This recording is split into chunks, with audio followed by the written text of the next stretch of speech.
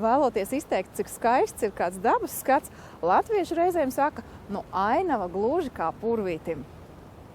Mēs izstādē, kas veltīta mākslinieka 140 gadu jubilejai un kurā apskatām arī viņa skolnieku un sekotāju darbi, mēģinājām noskaidrot, kas tad ir tas īpašais purvīša un viņa skolnieku ainavās.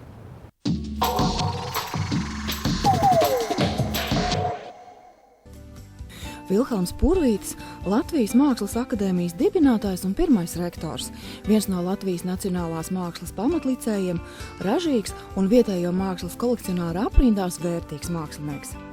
Bet ekspozīcija Purvītis un citi Latvijas ainavisti Mūkstāles mākslas salonā, kur veido Jāņu Zuzāna privāta kolekcijā esoši darbi, ir vienīgā, kas veltīta Purvīša 140 gadu jubilejai.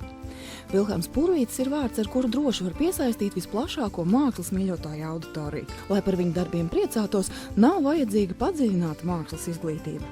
Vai tur slēpjas latviešu ainavas mīlēšanas fenomens?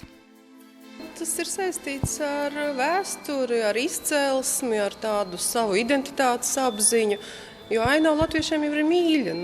Es domāju, ka tur izpaužās arī tautas varbūt tāda tieksme uz tādu lirismu, tādu jūsmošanu par tādām skaistu, par harmoniju. Harmonija tomēr saistās ar ainavu latviešiem.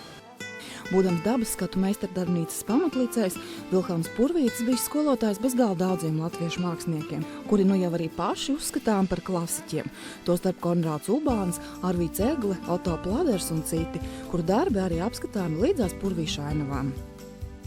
Mēs nevaram atteikties no tāda Purvīša ainavas arhetipa visā 20. gadsimta garumā. Un to mēs redzam arī šeit dažu mākslinieku darbos, kas šeit ir ekspozīcijas tādā nobeigumā, mūsdienu latviešu māksla, ko pārstāv Arturs Bērziņš, kam ir darbi arī veltīti Purvītim, un arī Līga Purmale.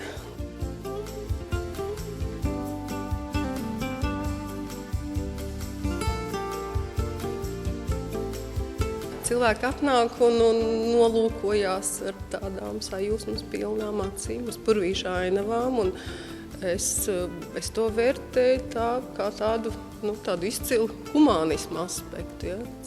Nācijai jāapzinās savas vērtības, jāmīl savu varoņu, un es domāju, Purvītis ir viens no tiem mākslā. Šķiet tieši šis laiks ap mākslinieka dzimšanas dienu, kad gaiss ir tik dzidrs, ka gandrīz skan, un koki iekrāsojas maigi rozīgi jau no lapu gaidās, ir tas tipiskais Purvīša ainavu laiks. Taču mākslas zinātnieces teica, ka tādu tīru purvīti mēs nemaz dabā ieraudzīt nevarot, jo gleznu pievienotā vērtība ir mākslinieka personiskais skatījums. Tad varbūt arhetipiskais Purvītis mums ir iemācījis uz dabu skatīties viņa acīm?